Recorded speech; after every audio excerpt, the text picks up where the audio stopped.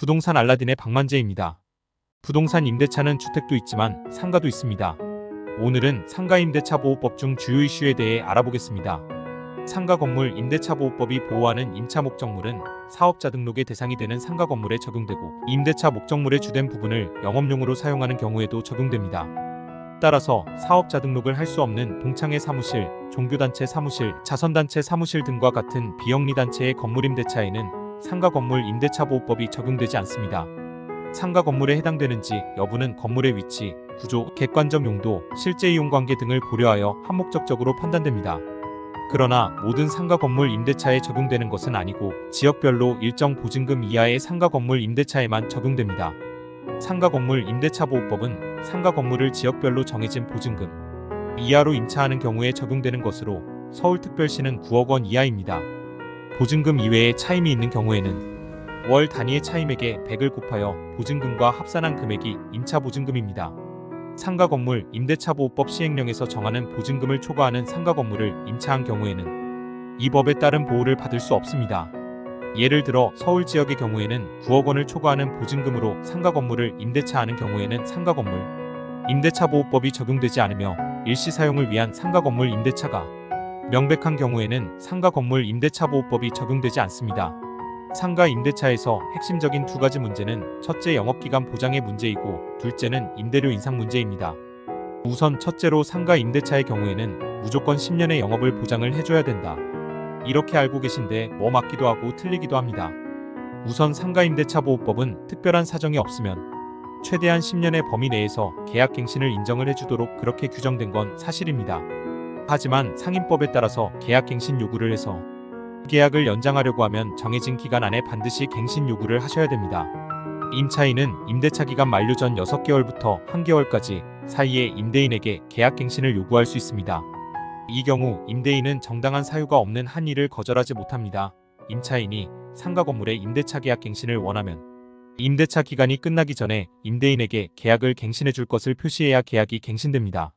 임차인에게 계약 갱신의 요구를 인정하는 이유는 임대차 계약을 통해 상가 건물을 영업장으로 확보하고 영업을 시작하는 상인들의 경우 영업 초기에 투자 비용이나 시설 비용이 과대함에도 불구하고 임대차 기간의 만료로 영업장을 옮겨야 한다면 그 초기 비용을 회수하지 못하는 손실을 입게 되므로 상가 건물 임차인에게 영업 개시일로부터 최소한의 임차 기간을 보장함으로써 위와 같은 비용 회수를 용이하게 하고자 임차인의 계약갱신 요구를 인정하고 있습니다. 임차인의 계약갱신 요구는 최초의 임대차 기간을 포함한 전체 임대차 기간이 10년을 초과하지 않는 범위 내에서만 행사할 수 있습니다. 따라서 임차인이 계약갱신을 요구하여 임대차 계약이 갱신되면 임차인은 최소한 10년간 상가 임대차의 존속기간을 보장받을 수 있습니다. 물론 상임법은 묵시적 갱신도 인정을 해줍니다. 임대인이 임대차 기간이 만료되기 6개월 전부터 1개월 전까지 임차인에게 갱신을 하지 않겠다는 통지를 하지 않거나 계약 조건을 변경하지 않으면 갱신하지 않는다는 뜻의 통지를 하지 않는 경우 임대차 기간이 끝나면 전 임대차와 동일한 조건으로 다시 임대차한 것으로 간주됩니다. 묵시의 갱신은 2002, 11, 1 이후 상가 건물 임대차 계약을 체결한 임차인 및 갱신된 임대차부터 적용됩니다. 요약하면 상가임대차보호법은 계약갱신은 계약갱신 요구에 따른 갱신도 있고 묵시적 갱신도 있습니다. 그렇다면 이 두 개의 차이점은 무엇일까요? 가장 큰 차이는 계약기간의 차이입니다. 만약 계약갱신 요구를 하면 계약기간이 2년이라고 하면 2년이 다가갈 무렵에 계약갱신 요구를 하면 플러스 2년이 되는 겁니다. 즉 기존 계약의 2년을 갱신해서 2년이 플러스가 되는 겁니다. 그리고 만약 또 2년이 지나면 2년 있다 다시 할 수 있고요. 이렇게 해서 최장 10년까지는 보장을 해주도록 하라는 게 바로 상임법의 내용이 되겠습니다.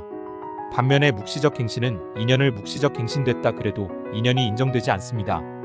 오로지 1년만 연장이 가능합니다. 그래서 이 계약 갱신은 이 두 가지 방법으로 이루어진다는 말씀을 드렸습니다. 세입자의 계약 갱신 요구에 따른 계약 갱신이 있고 다른 하나는 묵시적 갱신에 따른 계약 연장이 있다는 말씀을 드립니다. 그래서 만약 건물주가 묵시적 갱신을 원치 않을 경우에는 반드시 정확하게 내용을 통지해 줄 필요가 있습니다. 즉 계약 만료 6개월 전에서 1개월 사이에 우편 내용 증명을 통해서 세입자에게 본인이 계약 갱신을 요구하여도 거절하겠다라고 통보를 해야 될 것으로 생각이 됩니다. 상가임대차보호법에서는 환산보증금을 계산해서 일정액 이하여야만 상임법을 적용하도록 그렇게 규정을 하고 있으며 서울의 경우에는 기준이 9억 원이 됩니다. 따라서 환산보증금이 9억이 되지 않을 경우에만 원칙적으로 이 상임법의 보호를 받을 수 있습니다. 상임법에서는 임차인에게 원칙적으로 10년 동안의 영업을 보장해줘야 된다고 말씀을 드렸는데요. 상가 건물 임대차에서는 굉장히 중요한 핵심적인 개념인데요. 상가임대차보호법에서는 환산보증금이 9억 원을 넘으면 10년을 보장 안 해줘도 되느냐라는 질문을 하시는 경우도 있습니다. 그렇지는 않습니다. 왜냐면 국회가 상임법 규정 대상을 정하면서 환산보증금이 9억 원을 넘더라도 상임법이 적용이 되는 것들을 또 정하고 있습니다. 10년 보장의 계약갱신 요구권 그리고 권리금, 보장 규정 같은 중요한 규정들은 환산보증금이 서울의 경우에 9억을 넘더라도 상임법을 적용하도록 정하고 있습니다. 따라서 9억을 넘는 세입자라 하더라도 원칙적으로 10년간의 영업은 보장을 해준다고 생각을 하시면 될 것 같습니다.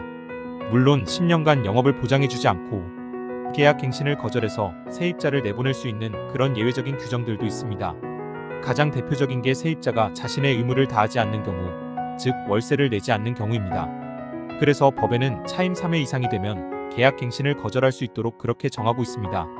월세 3회 즉 상기라고 하는 규정이 3달 연속 밀려야 되는 거냐, 아니면 누적해서 3회를 밀리면 계약갱신을 거절할 수 있는 거냐, 이런 것이 궁금할 수도 있습니다. 법은 명확하게 규정을 두고 있습니다.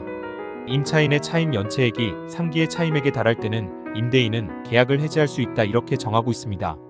즉 연속해서 3달을 연체하지 않더라도 연체한 액수가 3달치를 넘는다고 하면 그때는 여러가지 불이익을 주겠다 이런 내용이 되겠습니다. 그리고 계약갱신을 거절할 수 있는 대표적인 이유가 바로 상가 재건축입니다.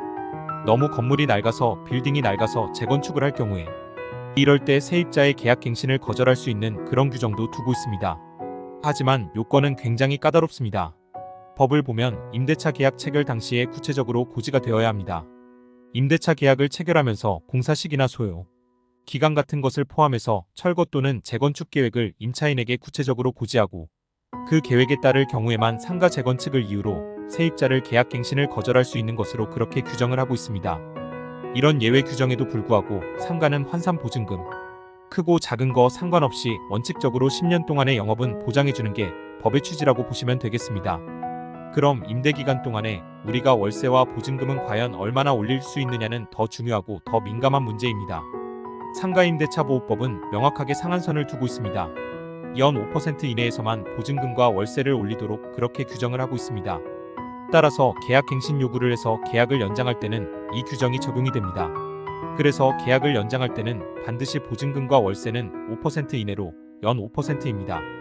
연 5% 이내에서만 올릴 수 있도록 그렇게 돼 있습니다. 이건 무조건 따라야 되는 강행 규정입니다.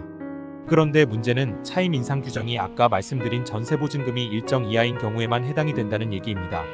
10년의 영업을 보장해야 되는 것은 서울의 경우 환산보증금이 9억의 초과 여부와 관계없이 적용을 한다고 말씀을 드렸습니다.